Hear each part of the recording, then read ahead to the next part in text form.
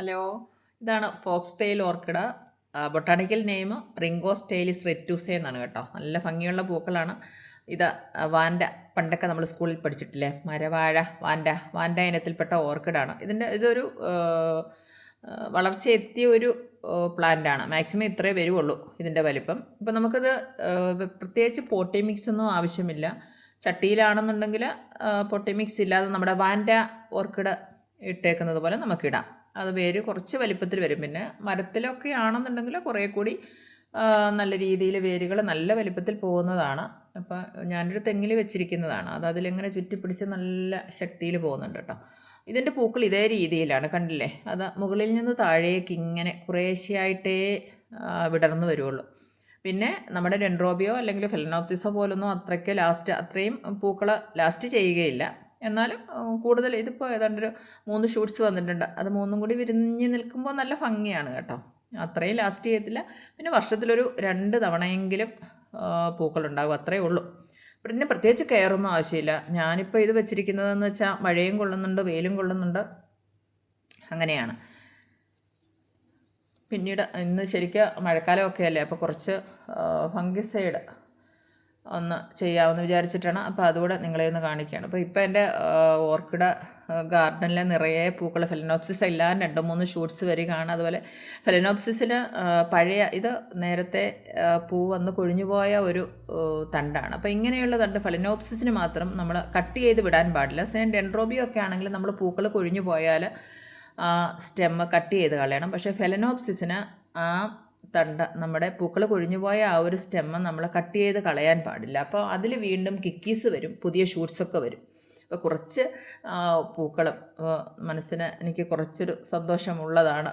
കുറച്ച് പൂക്കളും എൻ്റെ ഓർക്കിഡ് ഗാർഡനിലെ കുറച്ച് പൂക്കൾ, അതുപോലെ ഇന്ന് ഞാൻ കൊടുക്കുന്ന ഫംഗിസൈഡ്, ഓർഗാനിക് ഫംഗിസൈഡാണ് കൊടുക്കുന്നത്. അപ്പോൾ അതൊന്ന് കാണിക്കണം. മഴക്കാലമൊക്കെ അല്ലേ, അപ്പോൾ ചീയലും ബാധയുണ്ടാകാതെ, വേരുകളൊക്കെ ചീഞ്ഞു പോകാതെ, അതുപോലെ ഇലകളൊക്കെ കൊഴിഞ്ഞു പോകാതെയൊക്കെ ഇരിക്കാൻ വേണ്ടിയിട്ട് ഒരു പ്രതിരോധ മരുന്ന് എന്നതാണ്. അപ്പോൾ എൻ്റെ ഫെലനോപ്സിസ പൂക്കളായി കഴിഞ്ഞിട്ടെല്ലാം ഒരാഴ്ച കഴിഞ്ഞ് ഇത്തിരി താമസമുണ്ട് ഇതിന്. അപ്പം എല്ലാ ചെടിയിലും 1, 2, 3 ഷൂട്ട്സ് വരെയുണ്ട്. നേരത്തെ പൂ ഉണ്ടായി കൊഴിഞ്ഞുപോയ തണ്ടുകളിലൊക്കെ കണ്ടില്ലേ, ഇതൊക്കെ നേരത്തെ പൂക്കൾ വന്നിട്ട് കൊഴിഞ്ഞു പോയത്. അത് ഉണങ്ങിയ സ്റ്റെമ്മാണെങ്കിൽ മാത്രം നമ്മളത് കട്ട് ചെയ്ത് കളഞ്ഞാൽ മതി. ഇല്ലെങ്കിൽ ഇതുപോലെ നമ്മളത് നിർത്തിയേക്കണം കേട്ടോ.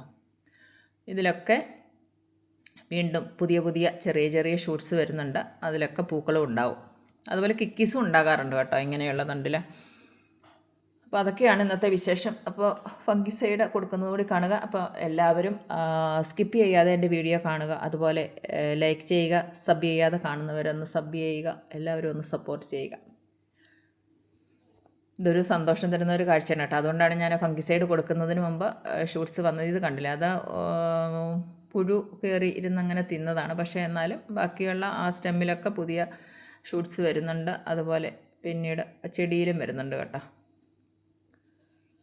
കണ്ടില്ലേ, ഇടയ്ക്കൊന്നും അങ്ങനെയുണ്ട്. അപ്പോൾ അതുകൊണ്ട് ഒരു സന്തോഷം, അത് നിങ്ങളുമായിട്ടൊന്ന് ഷെയർ ചെയ്യുന്നു. ഫംഗിസൈഡ് കൊടുക്കുന്നത് ശരിക്കും മഴക്കാലത്ത് ആണ് നമുക്ക് ചീയൽബാധയൊക്കെ കൂടുതലായിട്ടുണ്ടാകുന്നത്. അപ്പോൾ മഴക്കാലത്ത് നമ്മളൊരു 7 ദിവസം കൂടി ഇരിക്കുമ്പോഴോ അല്ലെങ്കിൽ ഒരു 2 ആഴ്ചയിലൊരിക്കലോ നമ്മൾ ഫംഗിസൈഡ് കൊടുക്കേണ്ടതാണ്. മഴക്കാലത്ത് നല്ല ഇടമഴയാണെന്നുണ്ടെങ്കിൽ കെമിക്കൽ ഫംഗിസൈഡ് തന്നെയാണ് നല്ലത്. പക്ഷേ ഞാൻ കൂടുതൽ കെമിക്കൽ ഫെർട്ടിലൈസർ ഉപയോഗിച്ചത് കൊണ്ടാവാം എൻ്റെ ചെടിയൊക്കെ കുറച്ചൊന്ന് നശിച്ചു. പതിവായിട്ട് സ്ഥിരമായിട്ട് കെമിക്കൽ ഫെർട്ടിലൈസർ, കെമിക്കൽ ഫംഗിസൈഡും ഒക്കെ ആകുമ്പോൾ ചെടിക്ക് ദോഷമാണ്. അപ്പോൾ എനിക്ക് സ്ഥിരമായിട്ട് കെമിക്കൽ ഫെർട്ടിലൈസറൊക്കെ ഉപയോഗിച്ച് കുറച്ച് ചെടികളൊക്കെ പോയത് കൊണ്ട് ഞാനിപ്പോൾ നമ്മുടെ സാഫാണ് ഉപയോഗിക്കുന്നത്. ഇത് ഞാൻ ഫോക്സ് ടെയിൽ ഓർക്കിഡ് ഇതേപോലെ നമ്മൾ തൂക്കിയിട്ടാൽ മതി. വാൻഡ ഇനത്തിൽപ്പെട്ടതായതുകൊണ്ട്, ഇത് വാൻഡ ഇനത്തിൽപ്പെട്ടതായതുകൊണ്ട് ഇതേ രീതിയിൽ പോട്ടി മിക്സ് ഒന്നും വേണ്ട, ചട്ടിയിൽ അങ്ങനെ നട്ടാൽ മതി. അത് വേരുകളൊക്കെ താഴെയൊക്കെ വളർന്നിട്ട് അന്തരീക്ഷത്തിൽ നിന്ന് അത് അത്യാവശ്യം അതിന് വേണ്ടുന്ന ജലവും ബാക്കിയുള്ളതും, പിന്നെ നമ്മൾ ഏതൊരു ഓർക്കിഡിനാണെങ്കിലും ചെടിക്കാണെങ്കിലും നമ്മൾ ഫെർട്ടിലൈസറും ഫംഗിസൈഡും ഒക്കെ സ്പ്രേ ചെയ്ത് കൊടുക്കണമല്ലോ. ഇതുവരെ എനിക്കൊന്നൊരു 2-3 വർഷമായ ഒരു ഫെലനോപ്സിസാണ്. ഇതുവരെ അതിൽ പൂക്കളുണ്ടായിട്ടില്ല. പക്ഷെ ഓരോ ഇലയുടെ ഇടയ്ക്കൊന്നും വേരുകൾ വരുന്നുണ്ട്. അതിന് എന്താണെന്ന് അറിയത്തില്ല. കുറച്ച് കാലം കൂടെ നോക്കാം.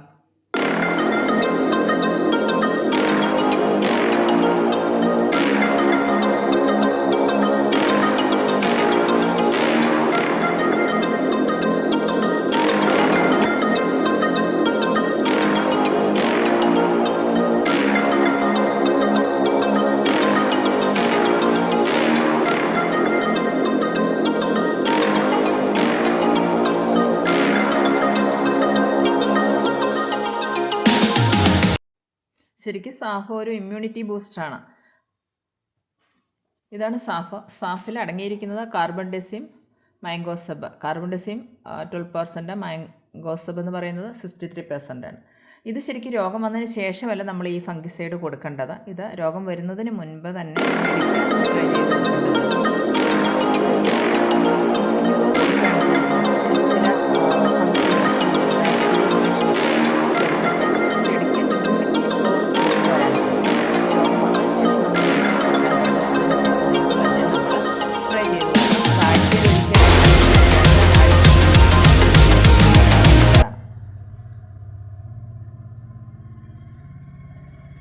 ഇത് എടുക്കേണ്ടത് 1 ഗ്രാം അല്ലെങ്കിൽ 1 ലിറ്റർ വെള്ളത്തിൽ നമ്മുടെ ഒരു ചെറിയ അളവ് ഗ്രാം കണക്കിന് നമ്മുടെ ഒരു ചെറിയ ടീസ്പൂണ് എന്ന് പറയുന്നത് ഒരു 5 ഗ്രാം ആവും. 5 ഗ്രാം എന്ന് പറയുമ്പോൾ ഇപ്പോൾ 5 ലിറ്റർ വെള്ളം ചേർത്ത് അതിൽ നന്നായിട്ട് ലയിപ്പിച്ചിട്ട് സ്പ്രേ ചെയ്ത് കൊടുക്കുക.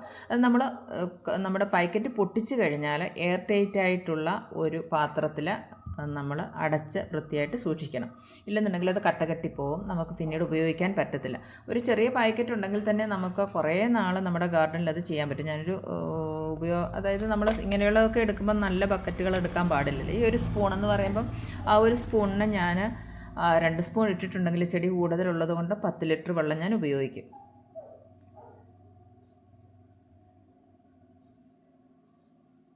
അത് നമ്മുടെ ചില ഫംഗസ് ബാധ, അതുപോലെ ബാക്ടീരിയ കൊണ്ടുണ്ടാകുന്ന ചില രോഗങ്ങൾ ഒക്കെ ചെറുത്ത് നിർക്കാൻ, അതായത് നമ്മുടെ ചെടിക്ക് ഈ ഫംഗസ് കൊണ്ടും ബാക്ടീരിയ കൊണ്ടും ഒക്കെ ഉണ്ടാകുന്ന രോഗങ്ങളെ ചെറുത്ത് നിർത്താനുള്ള ഒരു ഇമ്മ്യൂണിറ്റി പവർ കൊടുക്കുകയാണ് നമ്മുടെ ചെടിക്ക്. ശരിക്കും അതൊരു കീടനാശിനി അല്ലെങ്കിൽ കെമിക്കൽ ഫംഗിസൈഡും കെമിക്കൽ ഫെർട്ടിലൈസറൊക്കെ പതിവായിട്ട് നമ്മൾ ഉപയോഗിക്കുന്നത് നമ്മുടെ ചെടിക്ക് അത്ര നല്ലതല്ല. എനിക്ക് ആ അനുഭവം ഉള്ളത് കൊണ്ട് പറയുകയാണ്. അപ്പോൾ ഇതുപോലെയുള്ള നല്ല നല്ല വീഡിയോയുമായി ഞാൻ വീണ്ടും വരുന്നതാണ്.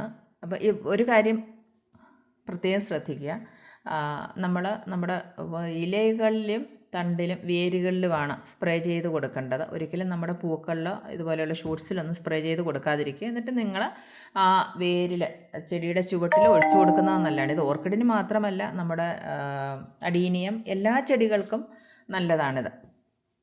അത് രോഗമില്ലാത്ത സമയത്ത് നമ്മൾ കൊടുക്കുക. അതായത് നമ്മൾ ഇമ്മ്യൂണിറ്റി പവർ നമ്മൾ നേടിയെടുക്കുന്നത് പോലെ ഒരു ഇമ്മ്യൂണിറ്റി ബൂസ്റ്ററാണ് സാഫ് എന്ന ഫംഗിസൈഡ്.